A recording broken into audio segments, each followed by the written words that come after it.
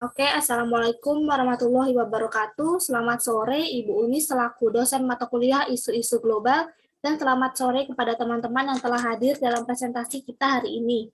Saya Nadila Mega selaku moderator hari ini akan membimbing jalannya presentasi dari kelompok 6 yang akan membahas ancaman food waste terhadap isu lingkungan yang studi kasus ada di negara Indonesia.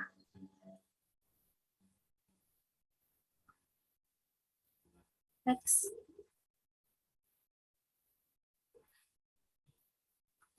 Anggota kelompok 6 yang pertama Nur Azizah, kedua Nur Fitri Anbarani, ketiga saya sendiri Nadila Mega, keempat Natasha Aurelia, dan yang kelima Elmi Wandani.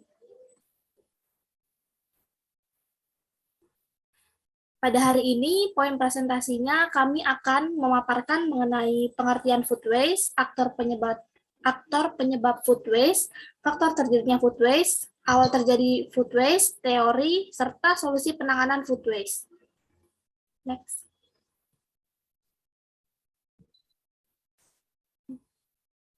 Dan untuk pemaparan pertama akan saya berikan kepada Nur Azizah. Kepada Nur Azizah, saya persilahkan. Baik, terima kasih moderator atas kesempatannya. Selamat sore teman-teman. Jadi hari ini saya akan bersama teman-teman yang lain juga akan membahas terkait food waste, terutama food waste yang ada di Indonesia. Next. Sebelum itu kita bahas dulu ya pengertiannya. Mungkin ada yang tanya food waste itu apa ya? Pada intinya, apa yang kalian pikirkan tentang food waste itu adalah sama, yaitu sampah makanan. Jadi menurut Food and Agriculture Organization menyatakan bahwa food waste itu sampah yang berasal dari makanan yang dihasilkan oleh tingkat konsumen. Nah, makanan yang dibuang itu biasanya makanan yang masih layak dikonsumsi, namun dapat menjadi sampah akibat pola kehidupan manusia yang kurang baik, atau cara menyimpannya kurang baik, kurang edukasi di dalamnya, sehingga sampah yang mungkin layak masih untuk dikonsumsi akhirnya menjadi sampah, atau bisa juga dalam bentuk benar-benar yang sudah memang menjadi sampah. Kemudian ada definisi atau arti lain dari UN Environment yang menyatakan bahwa food waste itu merupakan makanan dan juga bagian-bagian terkait yang tidak dapat dimakan kemudian dikeluarkan dari makanan manusia. Jadi pada intinya food waste itu bisa berupa makanan yang layak dikonsumsi kemudian menjadi sampah, atau memang sebuah makanan yang memang menjadi sampah. Next. Nah, aktor dalam food waste, aktor di sini dalam arti siapa sih yang paling berperan dalam timbulnya food waste di sini. Dan teman-teman tahu sendiri bahwa kehidupan manusia, kehidupan kita ini tidak lepas dari yang namanya sampah. Dan kita adalah, bisa dibilang kita ada sebagai masyarakat, kita sebagai konsumen, dan juga bisa juga menjadi sebuah produsen adalah aktor paling berkontribusi dalam terciptanya food waste ini. Ada juga retail itu bisa jadi kayak pengecer atau toko-toko begitu. Kemudian sampah rumah tangga juga menjadi sumber food waste terbesar hampir di seluruh dunia. Itu food waste rumah tangga itu besar sekali perannya. Kemudian dari pasar tradisional juga ada untuk negara-negara berkembang yang punya pasar tradisional. Kemudian dari fasilitas publik dan juga kawasan-kawasan komersial lainnya, misalnya layanan cepat saji. Gitu.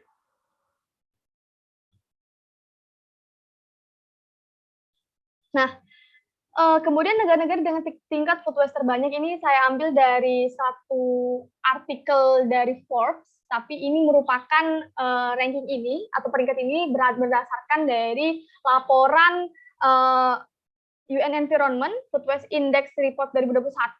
Nah, di sini bisa teman-teman lihat ada dua perhitungan ya di sini. Yang warna oranye atau yang kotak ini itu berdasarkan per tonnya, per ton setiap tahunnya. Sedangkan yang warna kuning yang di sebelah, yang di ujung, itu merupakan berdasarkan per kapita setiap kilonya berapa. Berapa kilo per kapitanya, ya begitu. Jadi jika dilihat dari gambarnya, itu bahwa Cina itu menempati posisi pertama dengan 91 juta ton per tahunnya. Nah, namun ketika dilihat dari yang perhitungan yang warna kuning, nah kita bisa lihat bahwa Australia itu memegang peringkat pertama 102 kg per kapitanya. Meskipun begitu, per tonnya untuk Australia itu hanya 2,6 juta ton. Nah, kenapa bisa begitu? Karena melihat populasinya. Meskipun Australia dalam satu kapitanya, per kapitanya itu 102 kg, tapi karena populasinya sedikit, maka masih Cina yang menempati posisi pertama, 91 juta ton dengan 64 kg per kapitanya. Nah, buah-buahan dan sayur-sayuran itu menjadi makanan yang paling sering dibuang dengan rumah tangga, seperti saya sebutkan sebelumnya, bahwa rumah tangga menjadi sumber sampah makanan terbesar. Tapi tidak hanya itu, harus tetap dilihat berdasarkan rantai makanan. Rantai makanannya itu dilihat dari produksinya, kemudian distribusinya, kemudian sampai ke konsumsinya. Next. Nah, ini merupakan, ini juga diambil dari laporan dari UNEP tadi, bahwa berdasarkan sektor, ada 3 sektor, berdasarkan rumah tangga, layanan servis, sama retail. Ini negara-negara yang menghasilkan food waste terbanyak. Tapi teman-teman perhatikan ya, ini bukan berarti Australia yang paling tinggi peringkat pertama, tapi ini berdasarkan, jika dilihat dengan seksama, Australia sampai United States itu berdasarkan abjad. Jadi pada intinya, dalam satu sektor itu, negara-negara inilah yang menghasilkan food waste terbanyak. Next. Nah, lalu bagaimana dengan Indonesia secara global ya, secara global, dan kita tahu bahwa ini sudah menjadi isu global karena di seluruh negara, tidak ada negara yang tidak mempunyai sampah ya, karena kita tahu bahwa tadi saya sebutkan sampah dan kehidupan masyarakat itu sangat ada satu kesatuan, nggak bisa dipisahkan gitu, dan nggak bisa kita bilang ada satu negara yang nggak punya sampah, dan buktinya, dan salah satunya di Indonesia sebagai salah satu negara berkembang. Di Indonesia sendiri cukup tinggi food waste-nya karena hampir 23 sampai 48 juta ton per tahunnya dengan 115 sampai 184 kg per kapitanya per tahunnya. Baik, Ibu. Nah, next. Nah, jika dilihat di wilayah Asia Tenggara, ini juga diambil dari laporan UNEP tadi, bahwa Indonesia di wilayah Asia Tenggara itu menempati posisi paling banyak food waste-nya. Jadi teman-teman bisa lihat bahwa di Asia Tenggara, untuk Indonesia sendiri itu menempati posisi pertama. Next. Nah, lalu apa sih faktor penyebab dari food waste ini? Berdasarkan rantai makanan yang tadi saya sebutkan, bahwa ada produksi, ada distribusi, dan konsumsi. Dari produksi sendiri, pertama faktor lingkungan. Jadi kita tahu faktor lingkungan itu berdasarkan misalnya para petani yang ingin memanen, tapi berdasarkan faktor lingkungan atau faktor alam tidak jadi panen, akhirnya menyebabkan gagal panen. Gagal panen tersebut yang panen tersebut hasilnya menyebabkan yang namanya food waste. Kemudian faktor gudang atau tempat penyimpanan. Kita tahu bahwa di negara berkembang dan salah satunya di Indonesia sendiri, mungkin kita jarang atau menemui gudang atau tempat penyimpanan yang benar-benar menyimpan makanan atau sayur-sayuran atau buah-buahan yang benar-benar sebelum sampai ke tempat penjualan itu benar-benar masih segar. Nah, itu juga menjadi salah satu faktor tempat penyimpanan yang kurang bagus atau kurang memiliki teknologi yang canggih yang bisa menjaga kelembapan, suhunya untuk bisa sampai ke penjualan. Kemudian faktor petani saat panen, karena ketika panen itu tidak semua yang dipanen itu bisa dijual, kan pasti kita memperlihatkan kondisi yang bagusnya, yang layak memang untuk dijual. Nah, yang tidak layak dijual, yaitu kembali bisa jadi menjadi food waste atau digunakan untuk hal yang lain. Dan pengemasan atau packaging makanan dinilai kurang sempurna. Jadi untuk biasanya karena packagingnya kurang, misalnya kurang rapat atau kurang apa, dia mengatakan akhirnya yang tersortir itu yang benar-benar bagus saja. Ketika yang sudah packaging atau pengemasannya yang nggak bagus, itu kembali jadi sampah lagi. Gitu. Untuk yang faktor distribusi, di sini karena banyaknya permintaan atau pemasaran makanan yang tidak wajar dan juga sulitnya pemasaran hasil pertanian atau perkebunan makanan jadi. Distribusinya itu berkaitan dengan tempat penyimpanannya. Karena kita tahu bahwa misalnya dari tempat produksi untuk sampai ke tempat retail, untuk ke tempat restoran atau ke supermarket lainnya, itu biasa tidak dilengkapi oleh pengatur suhu atau kelembapan yang pas gitu, sehingga ketika sampai di sana ada yang sudah busuk, ada yang sudah kematangan, jadi yang tidak layak atau tidak sesuai penjualan yang diinginkan itu juga menjadi food waste. Pun berdasarkan konsumsi. Nah, proses konsumsi ini menghasilkan food waste paling banyak. Misalnya kurangnya edukasi mengenai pengawetan makanan, misalnya ketika beli belanja bahan makanan itu kan ada tuh beberapa makanan yang harus dicuci dulu sebelum disimpan, ada yang memang harus tidak dicuci dulu sebelum dipakai. Nah, itu kan pemahaman-pemahaman seperti itu bisa untuk menjaga bahan makanannya tetap segar sampai akhirnya nanti digunakan. Tuh mengikuti tren makanan viral. Tren makanan viral kita tahu ya teman-teman, sekarang tuh dari berbagai platform aplikasi, dari TikTok, dari YouTube, dari Instagram, semua kalau ada yang viral diikutin. Jadi ketika masyarakat itu penasarannya begitu tinggi, mencoba untuk membeli bahkan hampir ke semua jenis menu, dan itu hanya dirasakan sedikit aja. Akhirnya nanti sisanya kemana? Terbuang lagi, yaitu. Kemudian atau faktor kekenyangan atau berlebihan saat mengonsumsi makanan, dan ini sering terjadi pada kita-kita sendiri ya, karena ngambil banyak makanan, tapi ketika pada saat makan ternyata udah kenyang, tapi masih banyak nih. Nah, itu juga pasti akan terbuang. Jadi mubazir, sifat mubazirnya itu masih banyak untuk di kalangan masyarakat. Next. Nah, lalu bagaimana sih dampaknya? Dan dampak ini akan dijelaskan lebih lanjut oleh pemateri berikutnya. Sekian dari saya kembalikan ke moderator. Baik, terima kasih Nur Aziza atas pemaparannya. Selanjutnya akan saya berikan kepada Nur Fitria. Kepada Nur Fitria, saya persilahkan. Baik, terima kasih telah mempersilahkan saya untuk melanjutkan presentasi kali ini. Untuk selanjutnya, saya akan membahas mengenai dampak food waste. Nah, dampak ini yang menyebabkan fenomena food waste sendiri menjadi isu global.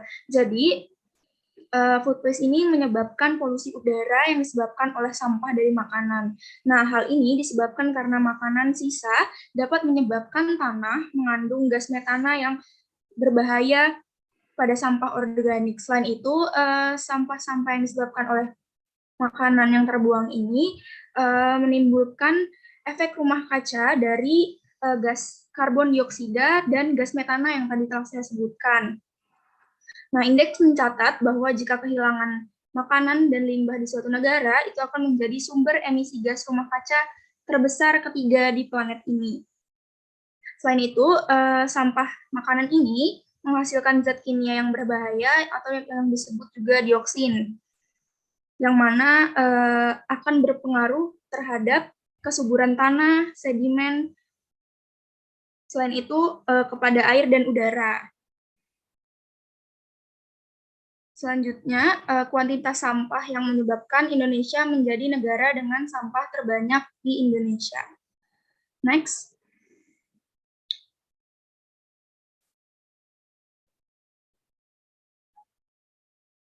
Nah, jadi bagaimana sih kondisi sampah makanan di Indonesia? Jadi berdasarkan riset Bappenas, food loss dan food waste yang ada di Indonesia ini tadi udah dijelaskan bahwa dari tahun 2000 hingga 2019 nilainya mencapai 213 sampai 551 triliun per tahun atau setara 4 sampai 5% dari produk domestik bruto.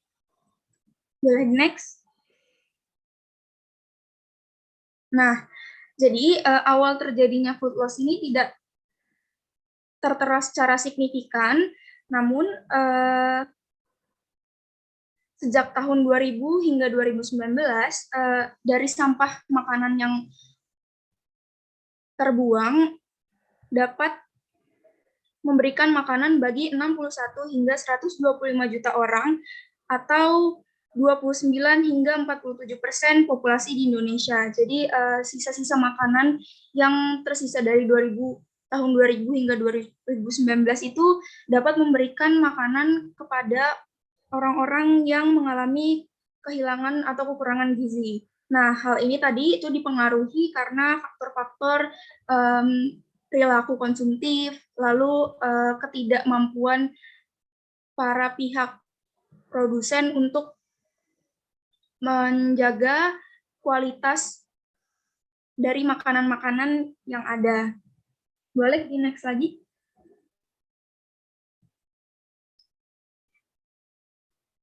Halo, Mas.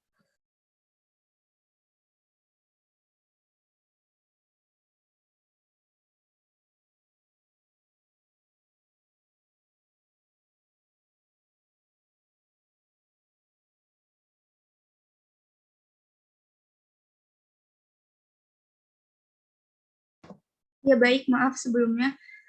Untuk selanjutnya, fenomena food waste ini dapat dikaitkan dengan teori antroposentrisme, yang mana teori ini lebih menekankan kepada manusia sebagai pusat dari sistem alam semesta, dan manusia dan kepentingannya dianggap yang paling menentukan alam, tatanan ekosistem, dan dalam kebijakan yang diambil dalam kaitan dengan alam, baik secara langsung maupun tidak langsung. Jadi kenapa bisa dikaitkan dengan teori ini? Karena yang pertama tadi kita ketahui bahwa sebenarnya beberapa bagian kelompok dari masyarakat bumi itu makanannya terpenuhi, namun di satu sisi terdapat permasalahan kelaparan. Nah, dengan ini pemerataan dari kegunaan makanan ini itu tidak dapat terdistribusikan dengan baik. Artinya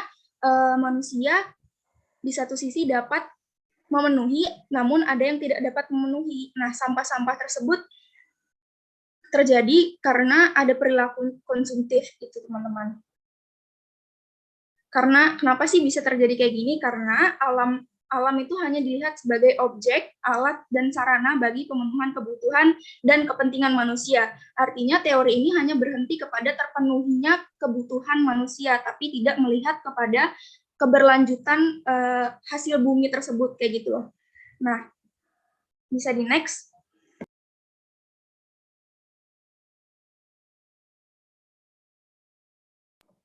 Untuk memahami solusi atau jawaban dari teori antroposentrisme ini, ada yang namanya teori ekosentrisme, yang mana teori ekosentrisme ini merupakan perpanjangan dari teori biosentrisme. Jadi kalau teori biosentrisme ini hanya melihat kepada benda-benda biotik atau benda-benda makhluk hidup gitu. Sedangkan teori ekosentrisme memasukkan benda-benda abiotik kayak lingkungan gitu, kayak awan, sungai, tanah. Nah, mengapa teori ekosentrisme ini bisa menjadi jawaban dari permasalahan food waste? Karena etika lingkungan yang lebih luas ini menjadi dasar dari teori ekosentrisme. Lalu ekosentrisme ini memusatkan etika pada seluruh komunitas ekologis, baik yang hidup maupun tidak hidup, seperti yang saya sudah jelaskan tadi, abiotik dan biotik. Karena secara ekologis, makhluk hidup dan benda-benda abiotis lainnya saling terkait satu sama lain. Oleh karenanya, dalam teori ini menjadi kewajiban dan tanggung jawab moral bagi manusia maupun makhluk hidup lainnya untuk saling menjaga kehidupan dan kesehatan lingkungan kita. Mungkin itu aja yang bisa saya jawab. Saya jelaskan, mohon maaf. Saya kembalikan ke moderator. Terima kasih. Baik, terima kasih Nur Fitria atas pemaparannya. Selanjutnya akan saya limpahkan kepada Elmi Wandani. Kepada Elmi, saya persilahkan. Terima kasih moderator. Di sini saya akan menjelaskan tentang bagaimana sih solusi dalam mengatasi food waste. Pertama-tama bagaimana nih peraturan dan kebijakan food waste di Indonesia. Di Indonesia sendiri belum memiliki peraturan khusus terkait food loss and waste ini. Saat ini tuh peraturan yang ada pada kebijakan strategis pangan dan gizi pada peraturan Presiden nomor 83 tahun 2017 hanya meliputi tentang upaya peningkatan produksi pangan. Dan menurut Kepala Bidang Rachmi Widirani selaku Dewan Ketahanan Pangan tengah mempersiapkan pembaharuan peraturan Presiden tentang kebijakan strategis pangan dan gizi. Peraturan Presiden tersebut akan mendetailkan perihal keterjangkauan pangan untuk tahun 2020. Selain itu juga mengatur tentang penanganan limbah makanan terbuang. Lalu ada kebijakannya, di mana hasil kajian dari Food Loss Waste Beppenas bersama Waste for Change memberi referensi dan rekomendasi untuk menyusun strategi pengelolaan food loss waste dan upaya mengurangi food loss and waste di Indonesia. Hasil kajian ini merekomendasikan 45 strategis yang dikelompokkan dalam 5 arah kebijakan strategi pengelolaan food loss and waste di Indonesia. Di antaranya perubahan perilaku, pembenahan penunjang sistem pangan, penguatan regulasi dan optimalisasi pendanaan, pemanfaatan food loss waste, pembangunan dan kajian pendataan food loss waste. Tanpa pengendalian ini diestimasikan timbulnya food loss waste di Indonesia pada tahun 2045 dapat mencapai 344 kg per kapita per tahun. Sementara jika skenario strategi ini disusun dan diestimasikan timbulnya food loss waste di Indonesia pada tahun 2045 akan dapat ditahan sekitar 166 kg per kapita per tahun. Next. Lalu apa sih solusi yang dapat kita lakukan untuk mengurangi food waste di lingkungan sekitar atau Indonesia? Pertama nih ada Shop Smart, di mana sebelum kita berbelanja ke pasar atau supermarket, baiknya terlebih dahulu mengecek apa nih bahan yang tidak dimiliki dan membeli yang diperlukan saja dan tidak membeli secara berlebihan. Lalu selanjutnya meal preparation ini adalah metode menyimpan masakan baik sarapan, makan siang, makan malam untuk beberapa hari ke depan. Hal ini mampu mengurangi waktu persiapan dalam memasak, terutama untuk orang yang sibuk dengan meal prep ini. Kita bisa nih dengan mudah dan menghemat waktu memasak karena sebelumnya telah disiapkan. Lalu selanjutnya ada buy ugly produce. Tidak semua buah atau sayur itu yang tidak terlihat bagus tandanya tidak enak dan tidak layak dimakan. Mereka itu masih memiliki rasa yang enak jika kita memasak pada hari itu atau memasaknya pada saat langsung dibeli. Seperti contohnya pisang nih, yang telah memiliki bercak hitam, kebanyakan orang tuh menganggap pisang yang bercak hitam itu nggak layak nih untuk dikonsumsi. Padahal sebenarnya pisang yang memiliki bercak hitam itu karena tingkat kematangan pisang. Semakin banyak bercak hitam, maka pisang semakin matang, pisang tersebut lalu memiliki kadar gula yang tinggi, namun masih layak untuk dikonsumsi. Lalu selanjutnya save leftovers, di mana baiknya kita menyimpan makanan yang tidak dihabiskan untuk dikonsumsi lagi nantinya, dan jika dianggap berlebih dapat kita bagikan kepada orang yang membutuhkan, food banks atau komunitas organisasi lainnya. Lalu ada selanjutnya kompos. Ada baiknya nih sisa makanan atau bahan makanan yang sudah tidak layak untuk dimakan, kita jadikan pupuk kompos. Hal ini tidak hanya dapat mengurangi masalah food waste ini, namun juga dapat menyuburkan tanah serta menjadi penyubur tanaman. Lalu selanjutnya ada the price kit, dapat dilakukan dengan metode first in first out, yang dimana artinya makanan yang dibeli terlebih dahulu harus dimanfaatkan terlebih dahulu.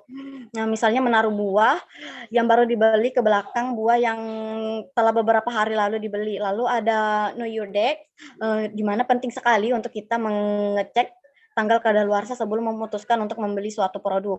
Lalu yang terakhir ada utilize your crops, menggunakan kembali sisa-sisa sayur yang sudah hampir layu menjadi makanan seperti membuat kaldu sayur atau untuk pakan ternak. Next. Selanjutnya juga ada program UNEP dalam SDGs. Program ini adalah sebagai bentuk upaya dari organisasi internasional yang bergerak dalam dan memiliki tujuan untuk menangani isu pada lingkungan untuk menangani food waste ini. Sustainable Development Goals 12 ini menjamin pola konsumsi dan produksi yang berkelanjutan, memuat berbagai macam target, salah satunya terkait erat dengan Think It Safe. Target SDG 12 ini berupaya mengurangi separuh limbah makanan global di tingkat retail dan konsumen, serta mengurangi kehilangan makanan selama produksi dan pasokan. Untuk mengukur sisa makanan dan kerugian, 2 indeks telah diusulkan, yaitu Food Waste Index dan Food Loss Index. Baik, itu aja yang dapat saya sampaikan. Saya kembalikan kepada moderator. Terima kasih. Oke, baik, selesai sudah pemaparan materi dari kelompok 6. Sebagai masyarakat yang baik, mari kita menghargai makanan selagi makanan itu masih layak untuk kita konsumsi. Jangan membuang-buang makanan hanya karena gengsi dan rasa kelebihan porsi makanan sehingga tidak dihabiskan, karena bahwasannya sampah dari makanan tersebut akan membahayakan dan mencemari wilayah tempat pembuangan, apalagi jika sampah makanan dibuang secara sembarangan. Sebelum masuk ke sesi tanya jawab, kami akan menyajikan video seputar food waste agar teman-teman lebih menambah pemahaman mengenai materi yang telah kami paparkan.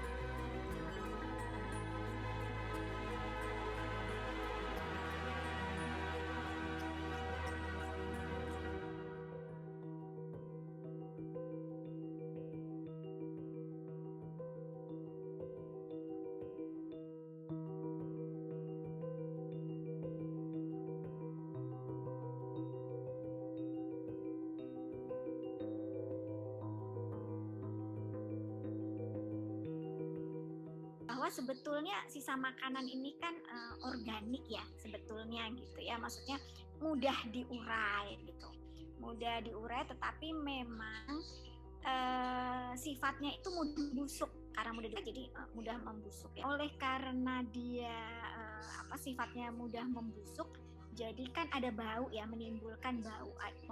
Mau nggak mau karena proses alam ada penguraian itu mengeluarkan zat yang menimbulkan bau. Nah, bau busuk ini kemudian menjadi daya tarik ya buat vektor seperti tikus, lalat, kecoa. Jadi itu seneng banget gitu. Jadi di tempat-tempat yang bau ya, berbau busuk lah ya. Lalat ini kan banyak mengeluarkan kotoran gitu ya. Jadi nanti akan mengkontaminasi makanan gitu kan, dari sampah yang banyak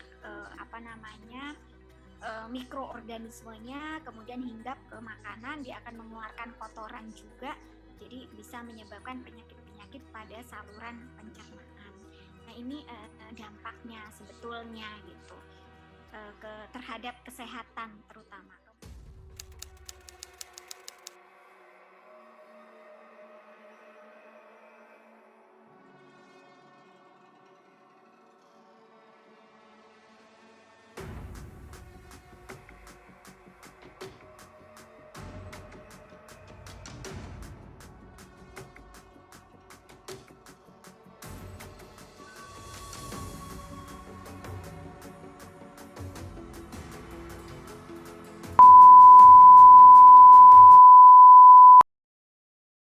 Dahulu. Baik, kepada teman-teman kami persilahkan.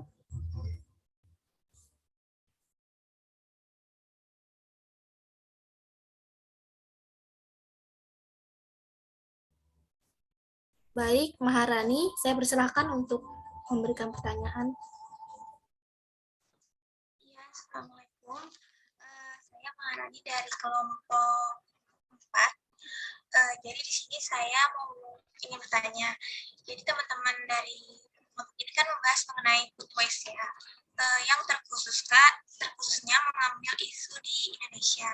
Nah, pertanyaan saya cukup mendasar karena kita belajar tentang isu global. Jadi menurut teman-teman, kenapa sih isu dari Indonesia ini mengenai sampah makanan itu bisa dianggap sebagai kasus isu global gitu?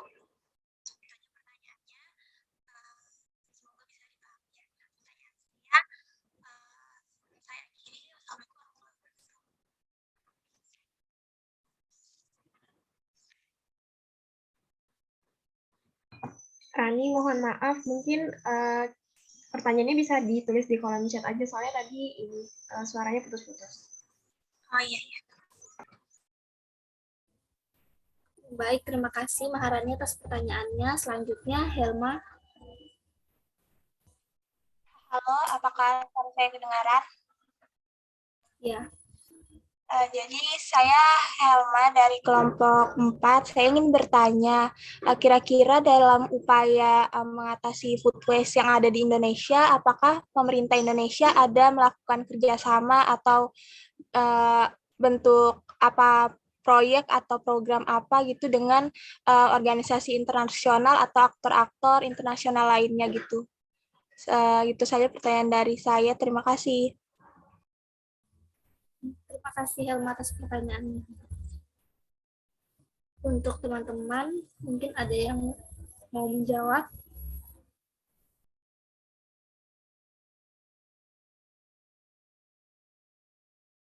"2,000 years later."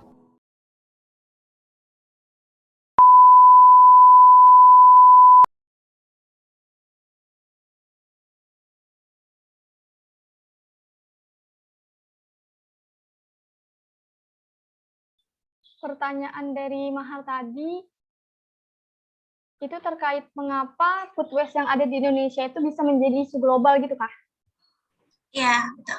Ya. Mungkin bisa dianalogikan seperti ini, kayak isu global tentang energi. Indonesia dan negara-negara lain kan menggunakan energi batu bara dan sumber fosil lainnya. Ketika satu negara menggunakan batu bara itu kan dipertanyakan, memang apa nih, kenapa bisa menjadi isu energi ini bisa menjadi isu global juga. Sama seperti food waste ini. Food waste ini kan mempengaruhi lingkungan yang ada di sekitar kita. Dia menghasilkan gas metana, dia meningkatkan emisi gas rumah kaca yang kita tahu bahwa sekarang sampai saat ini aja pemanasan global itu semakin meningkat. Para ilmuwan sampai turun ke jalan untuk memberikan warning, tetap mewarning bahwa negara ataupun dunia ini sedang tidak baik-baik saja gitu. Sama seperti ini juga gitu. Karena dia mempengaruhi lingkungan yang dimana lingkungan itu juga memberikan dampaknya itu ke secara global. Kita nggak cuma memberikan dampaknya ke langitnya yang ada di Indonesia, tapi kan langitnya itu seluruh dunia. Jadi maka dari itu food waste ini yang berdampak ke lingkungan itu perlu menjadi perhatian untuk seluruh dunia, karena yaitu juga sebagai salah satu untuk mencegah peningkatan pemanasan global ya dari ini juga, dari bagaimana kita mengatasi permasalahan food waste ini. Mungkin bisa ditambahkan dari teman-teman yang lain atau mungkin ada tanggapan dari Maharani. Sekian.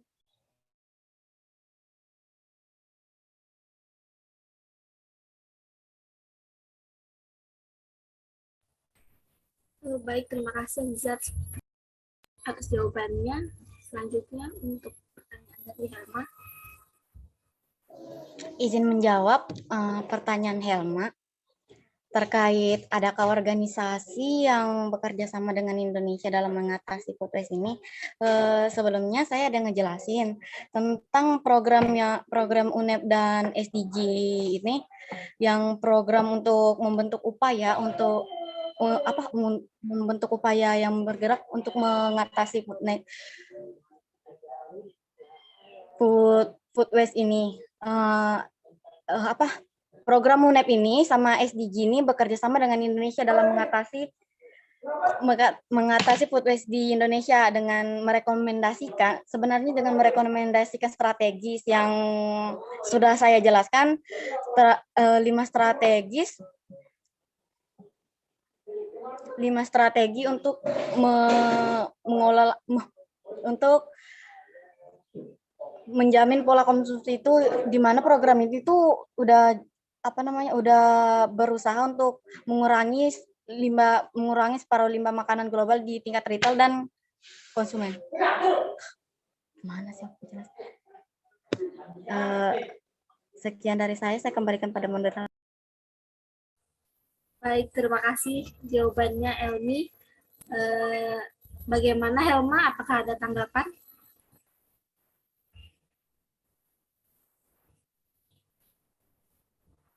Jadi untuk yang upaya tadi itu sudah cukup efektif gitu ya, berarti untuk dilakukan di Indonesia seperti itu ya, karena sudah ada banyak programnya tadi itu. Terima kasih atas penjelasannya.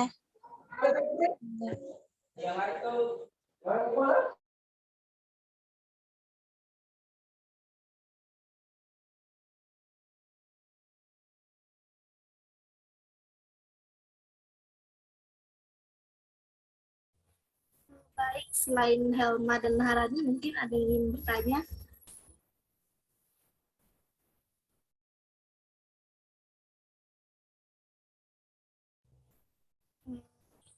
Oke. Untuk Citra, saya persilakan. Bisa Aulia sebentar nggak? Papaku lagi ribut, atau sekarang kedengaran nggak ya suara mesin? Enggak kok. Oh ya, oke. Saya mau tanya, tadi kan kalian ada singgung mengenai teori ekosentrisme. Tadi kalau nggak salah Fitri yang jelasin kalau sebenarnya teori ekosentrisme itu bisa digunakan sebagai solusi untuk mengatasi ancaman food waste. Dan tadi kalian juga ada singgung sebenarnya kalau ancaman food waste ini kan dampaknya global ya. Maksudnya dampaknya itu transnasional, dirasakan oleh negara-negara di dunia juga. Nah, jadi misal kalau teori ekosentrisme ini digunakan sebagai solusi oleh negara-negara di dunia, menurut kalian langkah yang bagaimana yang cocok gitu untuk sebagai solusi, langkah yang cocok untuk mengatasi ancaman food waste tersebut gitu, oleh negara-negara tersebut, khususnya termasuk di Indonesia juga. Terima kasih. Oke, baik Citra, terima kasih atas pertanyaannya. Kami tampung dulu. Selanjutnya Aulia. Juga Assalamualaikum warahmatullahi wabarakatuh. Sebenarnya pertanyaannya hampir mirip sih sama pertanyaan Citra. Jadi kalian kan ada tadi nyebutin soal teori ekosentrisme kan. Teori itu sendiri tuh kalian sebutin kalau bisa jadi jawaban dari masalah food waste. Nah pertanyaannya tuh, apa yang mendasari pemikiran kalian kalau teori itu tuh mampu buat jadi jawaban dari masalah ini? Terus tuh kalau tadi Citra nanya upaya apa yang langkah apa yang bisa dilakukan, kalau dari saya sih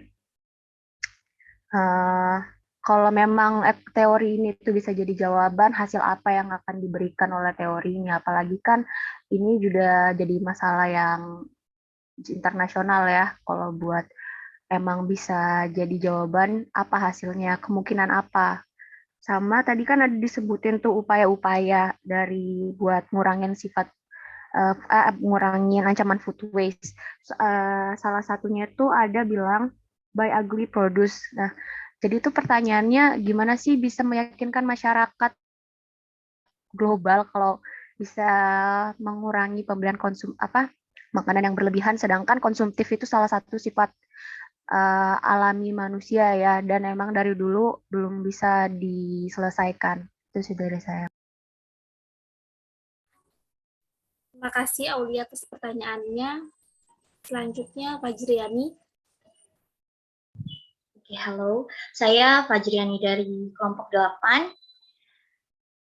Ini pertanyaan saya. Di Indonesia kan beberapa daerah menurut saya pribadi itu masih belum tahu dampak negatif dari food waste ya. Bagaimana cara mempromosikan gerakan tentang dampak buruk dari food waste di Indonesia agar semua daerah tahu bahwa sampah makanan itu sangat berbahaya bagi lingkungan yang otomatis juga berdampak kepada kita sebagai manusia yang hidup dan bergantung pada alam. Terima kasih. Terima kasih Fajriani atas pertanyaannya. Baik, untuk teman-teman, untuk menjawab pertanyaan dari Citra, Aulia, dan Fajriani, saya persilahkan. Iya, baik. Jadi saya izin menjawab ya. Mungkin saya mulai menjawab dari pertanyaannya Aulia dulu, mengenai apa yang mendasari pikiran kami yang menjadikan teori ekosentrisme sebagai jawaban dari solusi food waste. Jadi menurut kelompok kami, mengapa mendasari solusi dari food waste ini sendiri ialah karena tadi adanya menghilangkan level-level gitu loh. Jadi menyetarakan antara abiotik dan biotik.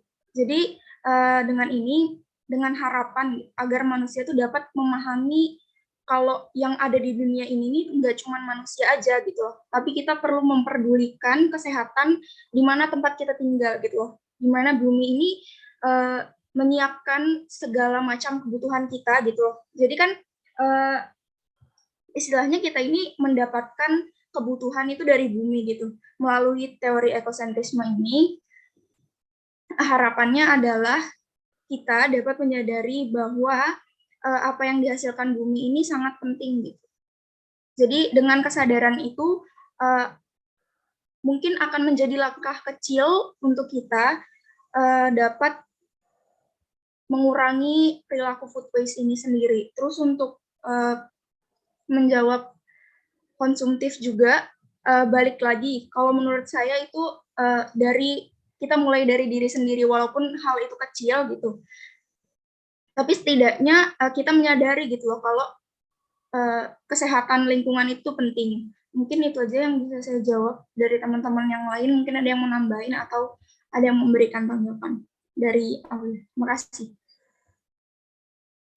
Menambahkan sedikit dari apa yang Fitri jelaskan, jadi kita mengapa mengambil dan berpikir bahwa teori ekosentris ini tepat gitu, karena seperti apa yang disampaikan oleh teori ekosentris itu bahwa etika terhadap lingkungan itu harus harus dilakukan oleh semua pihak gitu, makhluk hidup, antara kita sebagai, apalagi kita manusia yang menempati lingkungan itu seperti apa, dalam arti kita mengambil hasilnya dari bumi, ketika kita mengembalikannya jangan sampai membuat lingkungan itu jadi rusak gitu. Jadi di situ ada etika yang perlu dipertegas oleh manusia dalam hal ini terhadap lingkungan, karena kita tinggal di lingkungan sehat apa tidaknya kan juga berdasarkan bagaimana perilaku kita terhadap lingkungan tersebut begitu.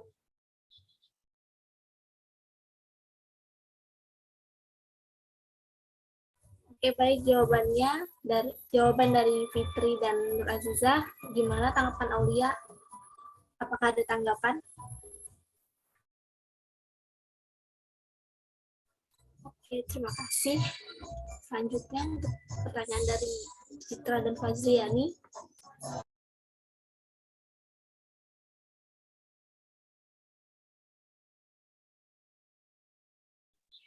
Untuk menjawab pertanyaan dari Fajriani sendiri terkait bagaimana sih caranya supaya semua daerah itu tahu tentang food waste, bahayanya itu seperti apa. Mungkin kita bisa lihat hal kecil atau biasanya sering dilakukan oleh pemerintah ketika menyuarakan sesuatu dengan cara sosialisasi ya tentu saja. Karena ini menjadi isu global yang hampir seluruh negara itu mengalami dan menjadi perhatian juga. Maka dari itu dari UNEP pun memberikan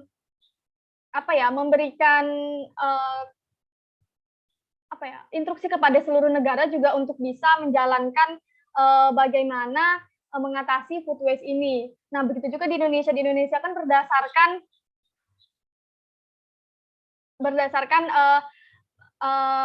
instruksi yang tadi, dengan ada juga peraturan dari pemerintah langsung untuk bisa memberikan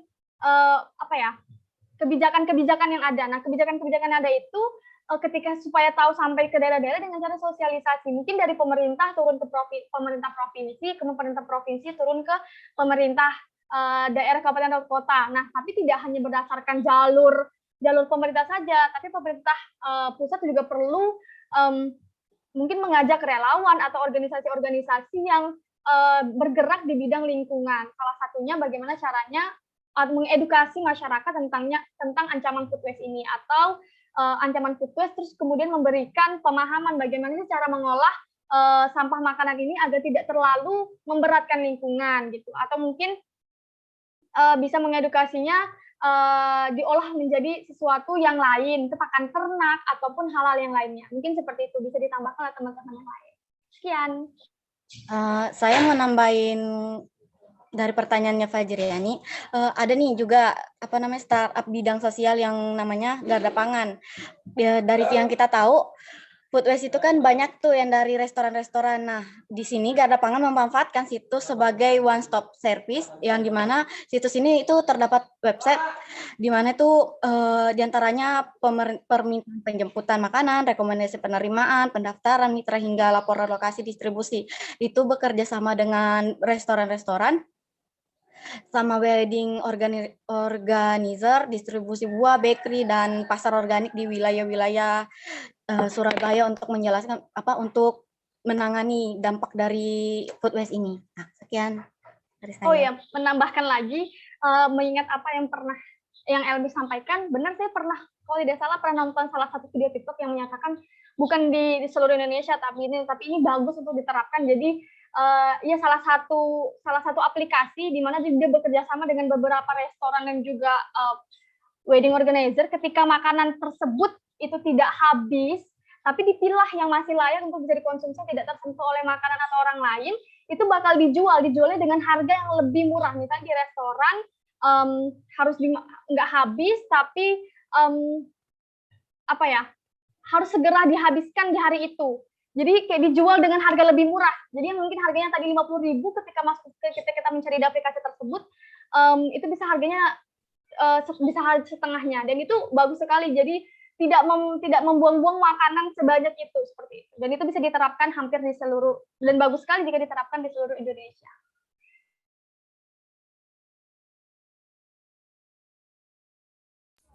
Terima kasih Nur Aziza dan Elmi Wandani atas jawabannya. Bagaimana Fajriani? Apakah ada tanggapan?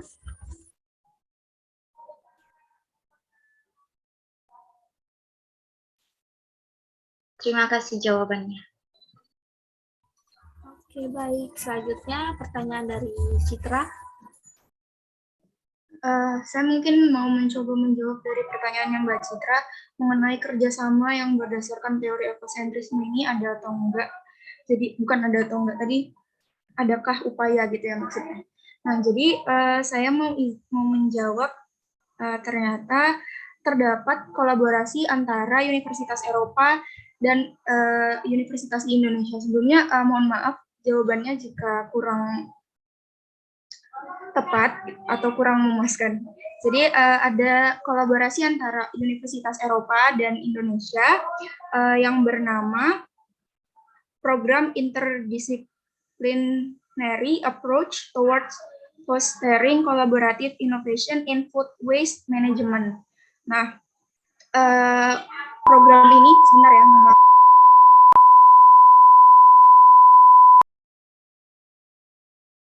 2,000 years later. Nah, baik, saya lanjutkan. Mohon maaf sebelumnya karena suasana tidak kondusif. Jadi melalui kegiatan ini terdapat beberapa perguruan tinggi di Indonesia yang bekerja sama dengan perguruan tinggi di Eropa dengan harapan kurikulum mata kuliah soal manajemen pengelolaan sampah makanan ini dapat diterapkan di kampus-kampus di Indonesia. Nah, selain itu juga dengan program ini mahasiswa diajak berinteraksi langsung dan memikirkan solusi kreatif mengenai kelanjutan dari masalah food waste ini sendiri.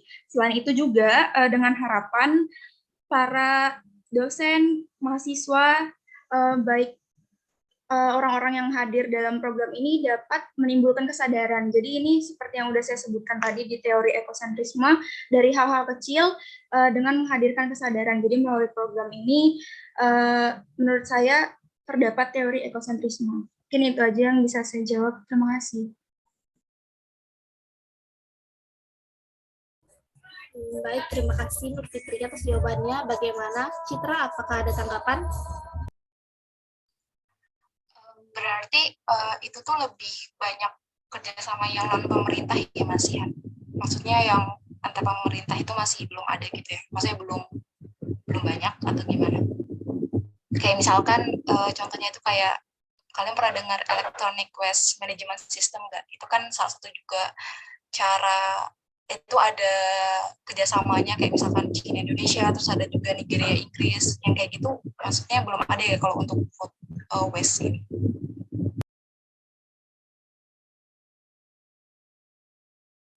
Ya, jadi sejauh yang saya baca, saya belum menemukan atau saya yang belum menemukan, tapi belum tahu apakah itu nggak ada atau ada. Jadi mohon maaf ya atas keterbatasannya.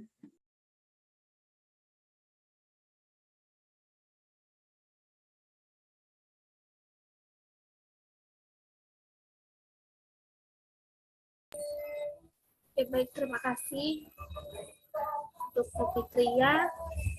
Demikianlah terima kasih kepada teman-teman yang telah memberikan pertanyaan kepada kelompok kami. Demikian beberapa hal yang telah kami sampaikan pada presentasi hari ini. Semoga ilmunya bermanfaat bagi kita semua. Sebelumnya kami mohon maaf yang sebesar-besarnya kepada teman-teman sekalian apabila di dalam penyampaian tadi mungkin ada kesalahan dan kekurangan atas penjabaran kami. Maka dari itu saya akhiri. Wassalamualaikum warahmatullahi wabarakatuh. Waalaikumsalam warahmatullahi wabarakatuh. Semuanya kembali ke main room ya, dan ditutup seperti biasa. Oh iya, sebelum kembali ke main room, boleh di SS dan diangkat kertas resminya.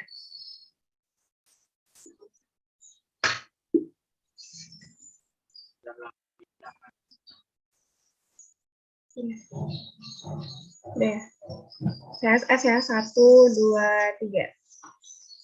Ya udah, terima kasih.